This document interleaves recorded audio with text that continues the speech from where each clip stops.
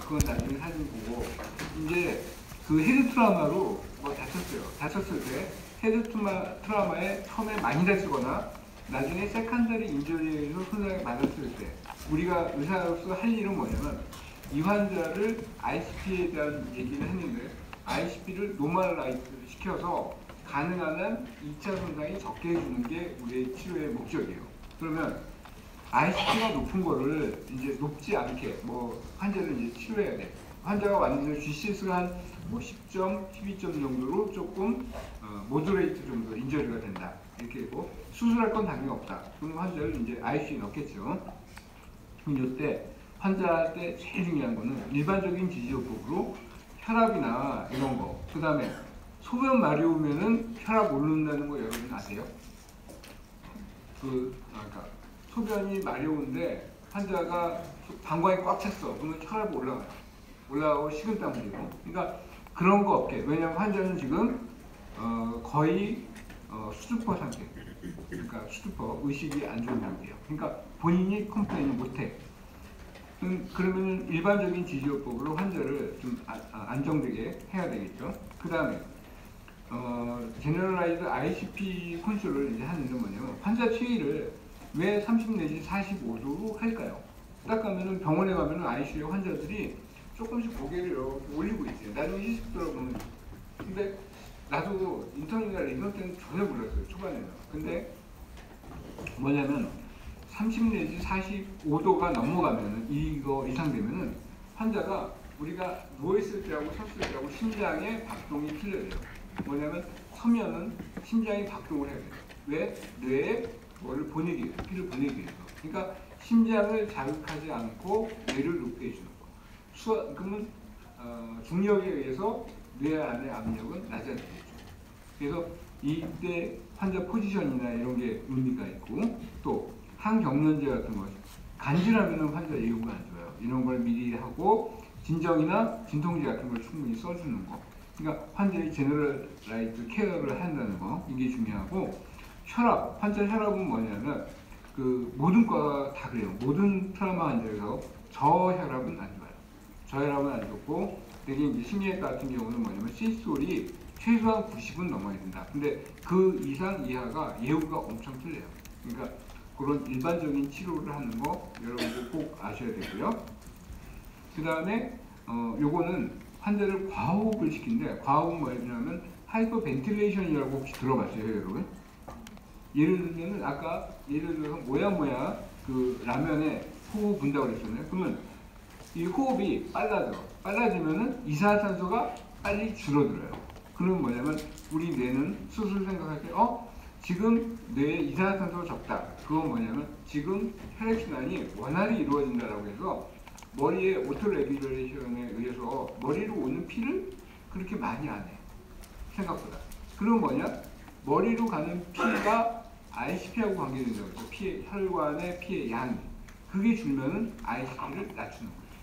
그래서 그 과호흡이 그 환자 오래 뭐 하루 이상 쓸 수 있는 건 아닌데 그 아주 급한 환자 데리고 수술방 들어갈 때 몇 시간 정도의 효과가 있어요. 그래서 과호흡이 사실 ICP를 떨어뜨리는 데는 제일 빠르다. 저는 어떤 때 많이 쓰냐면 환자 이제 수술하다가 뇌가 좀 붓는 경우가 있어요. 뭐냐면 이 말 이렇게 말해서 뚜껑 닫아야 되는데 환자가 안 좋아. 영 상태가 안 좋아요. 그래서 뚜껑을 못 닫고 이게 뼈를 열었다가 딱 했는데 안 닫혀. 그러면 뭐냐 마취과 선생님한테 선생님 하이퍼벤틸레이션 해주세요 그러면 호흡을 하면 이게 생각보다 빨라요. 그 다음에 그럼 예후는 안 좋겠죠. 근데 일단은 수술방에서 나가야지. 그래서 하이퍼벤틸레이션을 많이 해요. 제일 빨라요. 진짜 이거는 경험해보면은 제일 빠르고. 그 다음에 EVD라고 해서 이렇게 포스 박아가지고 이게 밖으로 흘러내는 거예요. 아까 파렌카인 뇌를 잘라내기는 그렇고 CSF를 밖으로 흐르는 거는 생각보다 빠르죠. 빠르고 편해요. 또 하나는 아까 말한 혈관에 들어가는 피를 좀 줄이는 거. 아까 하이퍼벤틸레이션. 근데 이건 오래는 효과가 없네요. 그래서 이렇게 하는 거고 뇌압을 떨어뜨리는 거에 여러분들 세롤 마니톨 그런 얘기 많이 들어보게 될 거예요. 근데 뭐냐면 이뇨제예요. 한마디로 해서 뭐냐면 분자량이 적다. 그건 뭐냐면 삼투압이 있으면은 마니토를 대개는 150 내지 200을 주는데 주면은 이 마니토리 몸을 한 바퀴 쭉 돌아요. 돌면서 이게 키드니로 가. 대개는 그 마니토를 줬을 때 제일 효과가 있는 게 40분 정도의 제일 효과가 있어요. 그건 뭐냐면 몸에 있는 물을 그 분자량이 작으니까 악착같이 뺏어가지고 소변으로 나가는 물을 갖고 나가는 거예요. 마니토리. 근데 세롤은 그거보다 분자량이 조금 크고 마니토는 분자량이 작아요. 능력이 세요. 그래서 효과적으로 나가고 이거에 의해서 환자를 말리는 거예요. 머리에 있는 머리에 있는 부종을 빼기 위해. 그래서 마니토를 쓰고 그 다음에 여러분들 중에 이제 외과나 응급의학과 같은 경우는 고농도 식염수를 써요. 7.2%. 우리 셀라인이 0.9%거든요. 근데 7.2% 쓰면 뭐냐면 그 소듐 포타슘이 분자량이 작으니까 물을 엄청나게 가지고 가요. 근데 콩팥이 기능이 괜찮은 사람은 소변으로 갔을 때 물을 많이 갖고 가니까 빠지는 것도 많겠죠. 또 하나는 젊은 사람 트라우마 환자는 이 물로 많이 빠지지만은 소변을 가지고 환자 혈압 유지에도 도움이 돼요. 그러니까 그 우리 몸에는 인트라셀룰라, 익스트라파시kul라, 그 다음에 인트라바시kul라 이렇게 각 공간이 있잖아요. 그러니까 혈관에 순환되는 양을 늘리는 데는 고장액이 좋아요. 근데 오래 쓰기는 좀 아직까지 학문적으로 조금 저희가 있는데 외상외과나 이런 데서는 고장액을 많이 써요. 금목죽도 있고 그 다음에 메타볼릭 테라피라고 해서 환자를 겨울잠을 재워요. 치오펜탈리제이션이라고 해요. 치오펜탈이 이제 수면제 일종인데 뭐냐면 동면을 시키면은 곰들이 동면을 하면은 메타볼리즘이 떨어지죠. 그러니까 환자를 재우면은 머리의 활동을 적게 만드는 거예요. 그래서 액션 포텐셜이나 이거를 줄이는 거예요. 우리가 멀쩡하게 있으면은 꿈만 꿔도 에너지의 50%를 쓰는 거예요. 액션 포텐셜이 브레인 메타볼리즘의 50%예요. 나머지 50%는 여러분이 창조적인 생각을 한다든지 그럴 때 이제 드는 거고. 그래서 그거까지도 줄일 수 있는 게 이렇게 겨울잠 재우는 거, 코마 세라피 하는 거 하고 저체온요법은 처음에 흉부외과에서 오프너 서저리 할 때 나왔어요. 뭐냐면 오프너 서저리 할 때 되게 짧게는 40분, 누군 2시간까지도 이제 심장을 멈추는데 그러면은 익스트라 코포리알 서큘레이션을 해요. 근데 그거를 불충분한 상황이 있으니까 환자를 체온을 낮춰. 그러면 1도 체온을 낮추는데 메타볼리즘이 7% 감소를 해요. 그래서 심장 수술을 할 때는 체온을 28도로 만들어. 그러면 메타볼리즘이 거의 반이 되는 거예요. 반이 된다는 거는 그만큼 다른 조직에 손상을 적게 줄 수 있다는 거예요. 그 브레인에 거기서 이제 창조된 게 뭐냐면 이런 브랭키트나 또는 요즘은 여기 카테터 꽂기도 해요. 스펜츄럴로. 그래서 체온을 낮춤으로써 환자의 메타볼리즘을 떨어뜨립니다. 그래서 가장 대표적인 게 여기 흉부외과에서 MI 환자가 와서 CPR을 했을 때 환자를 그냥 저체온을 넣는 거예요. 그러면 그 환자 천천히 깨우면은 에너지 펠로에 의한 2차적인 현상이 좀 더 줄어들 수 있다. 그래서 그거고 브레인도 하이퍼서미아는 좀 효과적이다. 근데 최근에 와서는 여기도 조금 문제가 있어요. 여러분들 시험에는 꼭 이 치료 방법 중에 하나라고 알아둘 필요는 있어요. 그리고 다른 뭐 외상들은 크게 필요 없고 그 여러분들이 이제 응급실에서 근무를 할 때 처음 꼬매는 게 아마 스칼프일 거예요. 이 스칼프는 딱 스칼프예요, 진짜. 스킨의 S, 그 다음에 서브큐테니우스 아레올라 티슈, 이 큐테니우스, 서브큐테니우스 C, 그 다음에 요거 뭐냐, 갈레 아포니로시스 A. 뭐냐면 요 층이 있어요. 뭐냐면 이게 여러분을 모래를 이렇게 하면은 그 움직이는 층이 아포니로시스하고 큰 막이 있거든. 그래서 그 막 바깥쪽은 피가 안 만나건 저기 하건 그 막이 살아있는 한 인펙션이 안 돼요. 근데 그 안으로 균이 들어가거나 문제가 생기면 그 안쪽에 많이 뭐가 보이기도 하고 고름이 생기면은 좀 오래 가요. 그래서 스카프라는 거, 이 층은 아셔야 되고, 그 다음에 아기들 산부인과에서 입원할 때 살류 또는 이 모상건막 여기에서 피가 이 페리오스임의 바깥쪽이냐 또는 안쪽이냐에 들어서 페리오스미 안쪽이면은 수처 라인 못 넘어가죠. 근데 요 건막의 바깥쪽이면은 수처 라인도 넘어갈 수 있어요. 그래서 이 분명히 병원에 계시면은 산부인과 문제 때문에 한두 번씩 보는 경우가 있어요. 근데 사실은 큰 문제는 아니에요. 그리고 이제 골절, 환자들 응급실에서 골절 많이 볼 텐데 아까 말씀드린 대로 여기는 여기가 이제 눈 옆에가 맞아가지고 주목을 받아서 그리고 애기인데 떨어졌어요 엄마가. 그런데 여기 딱 보면 괜찮다고 보내는 게 아니라 수처 라인이 쌀쌀 수쳐 있는 데가 2mm 이상, 그러니까 수처 라인에 2mm 이상이면 다 의심을 해야 돼요. 여기가 짝짝한 경우가 있고 또 한 명은 뒤를 잡아줬는데 여기가 갈라졌어요. 그리고 여기는 진짜 공사장에서 떨어졌는데 사진 찍으니까 이렇게 나갔고 3차원 영상 찍으니까 이렇게 돼요. 이 사람 별로 안 좋죠, 예고가. 그러니까 이 뾰족한 데에 부딪히면은 상상골절이 많고 둔직하게 부딪히면은 뭔가 디프레션이나 이런 게 많은 거 꼭 알아두셔야 돼요. 자, 이제는 사진만 조금 보면 돼요. 뭐냐면 여러분 이 사진 보고 혹시 뭐 같아? 요거. 어? 맞아요. 오, 잘하네. 잘하냐?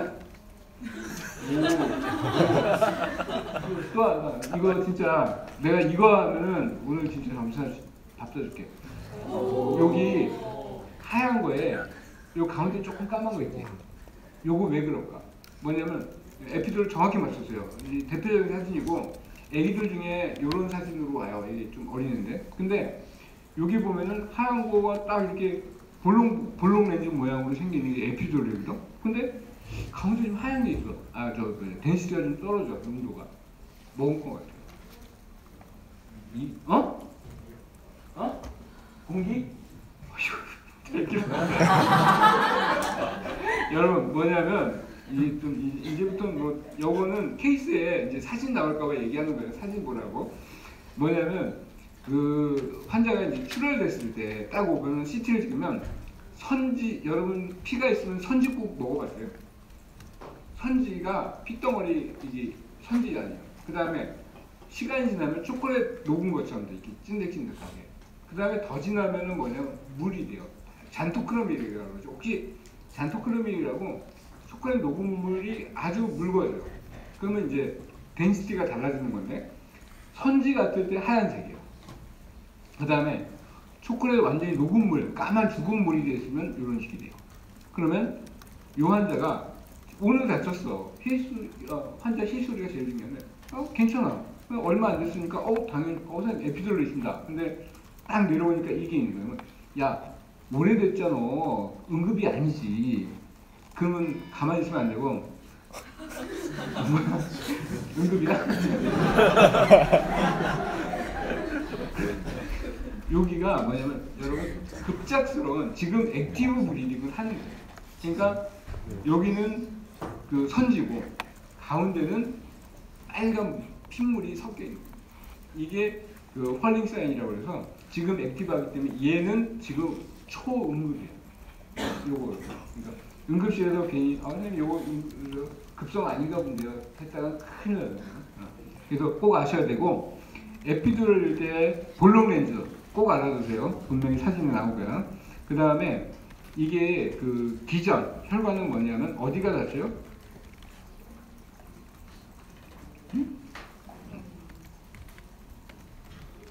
아닌데, 잘못했어. 뭐냐면 미들 민기열 아터리가 제일 많아요. 미들 민기. 이거 잘못했어. 이거 내가 한 건데 왜 이 모양으로 했지? 뭐냐면 그 미들 민기열 아터리라고 해서 딱 골절이 동반되면서 미들 민기열 아터리가 여러분 혈관이 여기 따라가거든요. 배틀에 스컬에 박혀 있어. 그래서 딱 부러지면은 피가 많이 나요. 그러니까 미들 민기열 아터리 있고 그거 알아줘야 되고 볼록 렌즈라는 거 알고 소아와 노령층에서 발생 빈도가 낮다. 가끔 혹시 어려운 문제 나올지 몰라요. 그래서 요거 하고 아시죠? 그리고 요거는 분명히 틀렸습니다. 오늘 이 자리에서 분명히 얘기해요. 뭐냐면 미들 민기열 아터리요, 여러분. 다음에 이거라 여기 진단 써보더라. 이게 왜 색깔이 이렇지? 크로닉이라서. 응? 아직 선지가 안 돼서. 여기 보면은 빈틈이 없는데 여기는 빈틈이 있죠. 뭐냐면 크로닉 서브드레예요. 크로닉 서브드레는 주로 나이 많은 분한테 생기는데 서브들이 약간 있었어. 초콜릿 완전히 녹음돼요. 근데 반복적으로 다치면서 그 안에 또 보이고 선지가. 그래서 되게 문제는 요 초승달 모양이 되고 여기 브리칭 베인, 요거 용이 제대로 있다. 브리칭 베인에 의해서 브리칭 베인이 뭐냐면 여러분들 세르벨랄 코텍스가 이렇게 있으면 거기서 드레인 되는 베인이 듀라 같은데 연결이 돼 있어요. 그게 내가 이 피가 딱 되면서 피가 보이니까 뜬단 말이야. 공간이 당겨져요. 그러면 거기서 반복적으로 다칠 수 있어요. 그게 서브드럴이에요. 그리고 서브드럴은 예후가 사실은 안 좋고 응급실 보다 보면 제일 많고 응급수술 중에 심해가 제일 많은 게 이거예요. 그래서 만성경막하 혈종이 요 색이 이렇게 됐죠. 하얀 선지색이 아니지. 그러니까 요거가 있다가 이런 게 있다가 반복해서 다쳐요. 이런 경우도 많아요. 그래서 요거는 그 크로닉 서브드라이 녹으면서 다시 이게 커지는 기전은 뭐냐면 오스모틱 시오리, 리브린 시오리, 그 다음에 서브드랄 하이그로마에서 여기 시간 지나면서 피로 보이는 경우. 그래서 요거를 일부러 주관식으로 외울 필요는 없고 이런 시오리가 있다는 거는 알아두셔야 돼요. 왜냐면 여러분들 KME에서 주관식은 아니에요. 또 이게 주관식은 전문 시험은 주관식인데 이거 지난번에 냈는데 맞춘 놈이 반도 안 돼요. 사실 문제가 어려서가 아니라 너무나도 당연히 생각해서 그래요. 그래서 이런 거 있다 그거만 아셔야 되고 되게 두부 외상 후에 3주 왜 여기다 3주를 적어놨냐면 케이스 문제에서 다친 지 지금이 아니에요. 딱 이 사진, 요 사진이나 요 사진을 주고 다친 지 얼마 됐는데 뭐 갑자기 나빠졌다. 그러면 이 사진을 줄 가능성이 있어요. 다시 반복해서 다치니까. 근데 시간 지나면서 3주 지났는데 요거 월요일에 요 비슷한 환자 수술했는데 아니 멀쩡하게 괜찮던 할머님이 갑자기 치매 증상이 있다고 보고자가 됐어요. 그건 뭐냐면 여기가 이제 압력에 의해서 뇌가 문제를 일으키기 시작한 거예요. 그래서 만성경막하 혈종 사진이 이렇게 생겼고 케이스 문제가 나올 수 있다는 거 여러분 아셔야 되고요. 그 다음에 요거는 케이스 나오긴 그래요. 뭐냐면 진짜 목사발된 건데 이 하얀 부분이 뭐냐면 뇌 사이에 두부가 완전히 깨진 거예요. 이런 경우는 레피드 대출죠. 저기고 그 다음에 아까 경막하 수종, 혈종이 아니에요. 수종은 뭐냐면 색깔 보면은 다 깨끗해. 피는 아니에요. 피 색깔은 그 벤트리클에 있는 게 CSF보다 벤트리클하고 색깔이 같아요. 아까는 크로닉은 요 색깔이 요거는 조금 이거 색깔이 조금 뭔가 섞여있죠. 좀 뭐지? 요런 식으로 완전 깨끗한 건 아니거든요. 근데 여기는 깨끗해. 그건 뭐냐면 서브듀랄 하이그로마. 뭐냐면 요 듀라에 있으면 듀라 밑에 무슨 층이 있나? 아라크노이드가 있거든요. 아라크노이드 트라베큐리라고 해서 그 다음에 요 코텍스에 있는 거는 피아메타고. 그러면 요거는 정상적인 해부학적인 구조가 아니에요. 아닌데 요게 갈라지면서 여기 물리고 있는 거. 이게 서브듀랄 하이그로라고 해서 나이 드신 분이나 이런 분들이 마이너 트라우마 후에 생기는 경우가 있어요. 그리고 뭐냐면 요거는 여러분들 사진에서 그 혈관 배웠죠? 혈관에서 스파이더 쉐입으로 거미 모양으로 하얀색이 쫙 깔리는 거. 아라크노이드 헤모리즈, 애뉴리즘을 말을 하는 거거든요. 근데 트라우마도 은근히 속을 때가 많아요. 다치는 게. 근데 이럴 때는 꼭 애뉴리즘에 준해서 검사를 진행을 다 해야 돼요. 혹시 애뉴리즘 놓치는 경우가 있기 때문에. 그래서 이런 거 케이스가 요게 나왔는데 내용이 트라우마일 수도 있고 문제는 아까 애뉴리즘일 수도 있어요. 근데 시험 문제를 심리학과 많이 안 내기 때문에 애뉴리즘으로 주로 내요. 뇌실질의 출혈도 가끔 있고, 그 다음에 요거는 뭘까요? 요게 이거 봐. 뭐 좋아하는 아까 이거 얘기했죠. 공기가 그 하우스빌딩 유니트에서 뼈는 1000, 물은 0, 공기는 마이너스 1000. 예, 그게 하우스빌딩입니다. 그러니까 완전히 뭐냐면 이 사람은 머리를 그 교통사고 대시보드에 여기를 딱 박은 거예요. 그래서 머리하고 얼굴하고 이게 살짝 그게 뭐지? 금이 간 거예요. 그래서 부비동에 있는 게 공기가 그냥 들어가. 그러면 이렇게 되거든요. 머리 되게 아파요. 근데 이 일반 엑스레이 찍어도 잘 나오잖아요. 이게 기내증이에요. 이렇게 되면 문제가 뭐냐면 공기가 들어갔다는 거는 뭔가 나올 수도 있다는 거예요. 그래서 나오는 거는 CSF 라노레아 또는 귀에서 나오는 오스타레아. 그러니까 그런 환자들을 조심해야 되는 게 거꾸로 뭔가 나온다는 건 균이 들어갈 수 있다는 거.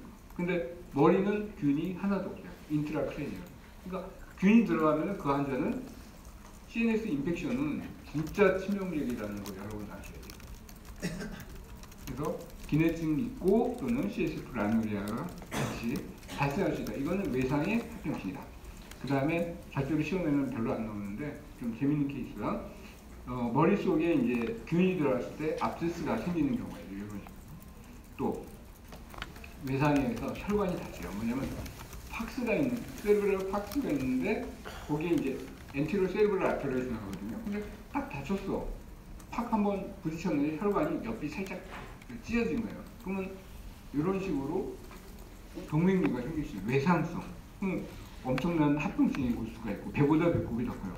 또 하나는 이 환자는 그 ICU에 오크는데 뭐냐면 다쳤어요. 다쳤는데 아니 마비가 와 풍처럼. 그래서 풍환자인가 그랬더니 그게 아니고 다치면서 ICA가 이게 그 호스가 안이 너덜너덜하게 이렇게 찢어진 거예요. 그러니까 흐름이 막힌 거예요. ICU 오크를 트라우마에서. 그러면 치료는 외상 수술이 아니고 뇌졸중 치료하듯이 치료해요. 또는 이런 경우가 비슷한 경우가 뭐냐면 목을 매는 환자예요. 가끔 있는데 그러면 이게 IC가 쫄리면서 이 흐름이 없는 경우도 은근히 생겨요. 그 다음에 뭐 CCF 같은 거, 카로티드 카보너스 피스툴라라고 이건 시험 문제는 안 났고요. 그 다음에 요거 하나만 더 외워주세요. 뭐냐면 이제 머리뼈를 이제 막 수술을 해서 다쳐서 그러면 머리가 이제 뭐 열기도 하고 또 머리 원인 치료 시키는 경우도 있지만 어떤 때는 열어놓는 경우도 있어요. 부으려면은 바깥쪽으로 몰아. 그래서 이제 요 경우는 완전히 열어놓은 거예요. 여기 요만큼을 손바닥만하게 요만큼을 뼈를 열어놔. 그리고 스킨만 잡고 그러면 이렇게 핑핑 부었다가 에큐트 페이지가 지나면 한 2, 3주 지나면 가라앉아요. 그럼 그때 이 뼈를 원상복귀 시켜야 되거든요. 그러면 환자를 왜 그러면 그 뼈는 우리 몸에 왜 필요하냐 두 개 보는 이유는 뇌를 보호하기 위해서. 두 번째 외관상 목적. 그 다음에 세 번째는 애들이거나 정상적인 뇌 이 흐름이나 이 피지올로지를 위해서. 그래서 요 세 가지는 꼭 아셔야 되고요. 그 다음에 두부 외상의 후유증은 뭐가 있느냐? 뭐 여러 가지가 있지만 여러분들 머리 다쳐서 항경련제를 먹어요. 뭐냐면 간질하지 말라고. 그걸 주는데 요즘은 뭐냐면 헤드 트라우마도 경기하기 전에는 가능한 한 주지 않는 게 원칙이에요.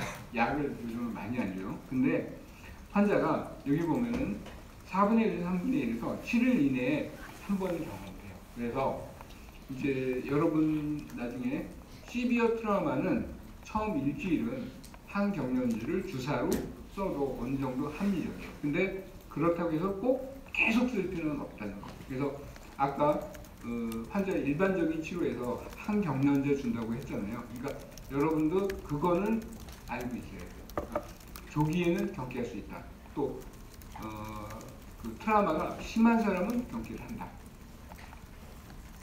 그거 알아두시고 또 하나 요 파트에서 헤드 트라우마에서 알아두는 게 응급실에서 또는 응급실 단계에서 혹시 이 차일드 어뷰즈를 발견하잖아요. 신고 의무예요. 뭐냐면 환자가 아기가 이 머리 트라우마가 이런 식으로 자꾸 있어. 근데 머리 골절을 보면은 2살 이전에 있는 아기가 스컬에 리니어 플렉처가 있어요. 이게 붙으려면 1년 이상 걸려요. 근데 이게 라인이 요거 하나가 아니라 여러 개가 있다든지 또는 막 흔들어. 그러면 뭐냐면 눈이나 레티나에도 안과에서도 레티나에 어떤 병변이 있거나 또는 이런 데 이제 보면은 꽉 잡고 이렇게 흔들거나 던지는 경우가 있기 때문에 분명히 딴 데도 장골, 그러니까 롱본의 프랙처가 동반되어 있어요. 그러면서 머리는 이렇게 애기들은 머리가 무겁다는 말이잖아요. 던지면 머리부터 떨어져요. 그러니까 머리에 상처가 은근 이상하게 좀 있다. 그러면 꼭 의심해야 돼요. 근데 의심할 때 조심해야 되는 게 부모들한테 혹시 그거 말 내놓고 했다가는 큰일 나요. 굉장히 오해받으니까 만약 그런 거를 발견하면 인턴되는 그 파트 윗사람한테 얘기해요. 아시죠? 혹시라도 잊지 마셔야 되는 게 그거고, 그 다음에 시험에는 안 나오지만 꼭 오늘 이 시간에 이제 하는 경우는 뭐든지 난 인베이시브 모니터링이 굉장히 이슈가 되고 있어요. 뭐냐면 혈압은 인베이시브에서 안 돼요. 근데 당뇨나 간 나쁜 사람들은 꼭 피를 봐야 돼요. 난 인베이시브가 지금 의료에서 굉장한 이슈가 되고 있어요. 난 인베이시브하게 뭐를 재는 거. 산소 포화도도 지금 손가락에 끼워서 재는 거는 꼭 모든 병원에 다 있잖아요. 여러분들이 많이 한다면 누군가 그런 일을 하셔야 돼요. 그 다음에 이제 신경외과 분야에서는 뇌압을 이렇게 인베이시브하지 않게 재는 거. 그 포인트고. 그 다음에 또 하나는 내가 83학번인데 우리 때 한 2000년 정도의 연수를 갔어요. 그때는 스템셀이 이슈였고요. 그러니까 뉴럴 스템셀. 그래서 막 뭐 될 것처럼 했는데 사실은 스템셀에 관계돼 가지고 아웃컴이 있는 건 사실 없어요. 지금 뭐냐면 연고를 좀 한다 이런 게 있는데 디스크에 적용한다, 관절에 넣는다 하는데 연골은 생각보다 어떤 특징적인 게 없고 그냥 위치만 잡으면 되니까 좀 그런 면이 있어서 지금 줄기세포 쪽이 좀 그렇고, 이제 ICU 중환자 케어가 여러분들 중증외상센터 이번에 이슈되는 거저겠지만, 그러니까 새로운 걸로 가는 게 조금 이제 한계가 되니까 기존에 발전한 거를 가지고 좀 종합적으로 어프로치하는 이런 중환자나 이런 쪽이 좀 이슈를 받아요. 그리고 그 다음에 요 일본에서 아시모 만들고 하는 거 있잖아요. 이게 로봇인데 로봇공학이 확실히 이슈는 돼요. 근데 이제 신경계통에서는 웨어러블 로봇이 사실 푸시가 돼요. 뭐냐면 이런 거 누가 좀 해줬으면 좋겠어. 왜냐면 이 뉴런이 혹시 여러분들 손으로 물컵에 이제 물을 마시게 하는데 손이 풍 때문에 말을 안 듣는다. 그럼 이걸 하면 되는데 문제는 이렇게 컵을 잡아서 움직이게 하려면 일단 근육이 있어야 돼요. 또 아까 머릿속에 생각을 해야 되고요. 그러면 신경이 이 물리학을 움직이려면 기계공학을 문제는 EEG나 뇌파 아니면 근전도. 근전도는 뭐냐면 딱 갖다 놓으면 여기가 없어. 그러면 뭐냐면 이 팔이나 어깨에서 이게 엄청난 프로그램을 하는 거예요. 왜냐면 이렇게 움직일 때 요게 어느 정도 움직이면은 여기서 팔목 이하는 이렇게 몇 도 움직여줘야 된다. 그러니까 프로그램이거든요. 그러니까 텔레비에서 이게 잘 나오는 것처럼 화면에 잡은 거는 수십 번, 수백 번 한 것 중에 제일 잘 된 거예요. 아직은 그래요. 그리고 제일 앞서 있는 데가 지금 스탠포드가 제일 앞서 있고. 그래서 여러분들이 신경계통은 분명히 완전히 전공하기는 어렵고, 근데 분명히 한 단계 업될 건 필요한 것 같아요. 그러니까 줄기세포나 이런 게 한 20년 이상 막 이슈가 되고 연구비가 엄청났는데 그동안에 핸드폰이 엄청나게 발전했잖아요. 그러니까 기계공학으로 웨어러블 로봇으로 살짝 넘어가고, 그 다음에 어느 정도 진도 나간 다음에는 또 다른 분야로 또 발전을 하겠죠. 그래서 오늘은 강의는 이제 여기까지인데, 트라우마에 관계돼서는 한 문제 내지 두 문제 나온다. 그리고 아까 쭉 여태까지 한 10년치 보고서 이제 정리를 했는데, 이슈는 그런데 지문은 조금 건드리는 게 많더라고요. 그래서 이건 안 봐도 됩니다. 그렇게 말하기는 사실 좀 어렵고. 그래서 그 포인트 맞추고, 이제 신경 쭉 얘기를 들으시는데 신경계통이 각 병원마다 분명히 이슈는 돼요. 왜냐하면 환자가 점점 노인 환자가 많아지니까 이슈는 되고 그 필요로 하는 분야는 많고 대신에 얘네들은 검사만 했지 결과가 뭐지? 그리고 맨날 회진 돌 때 신경외과 환자들 헤드 트라우마 신경 한 사람들은 아니 내가 볼 때 학생들이 그래. 나도 학생 때문에 아씨 환자가 좋아졌다고 그러는데 지난달하고 똑같은데 무슨 자기네들끼리 떠들고 있어. 근데 그런 거 조금씩 좋아지는 거 있잖아요. 굉장히 신경은 굉장히 늦게 좋아져요. 뭔가 진도는 있는데. 그래서 그 케이밍은 보고 이거는 오늘 강의는 여러분 응급실에서 할 때 조심스럽게 놓치지 말라고 말씀을 드릴게요. 오늘은 여기까지 합시다.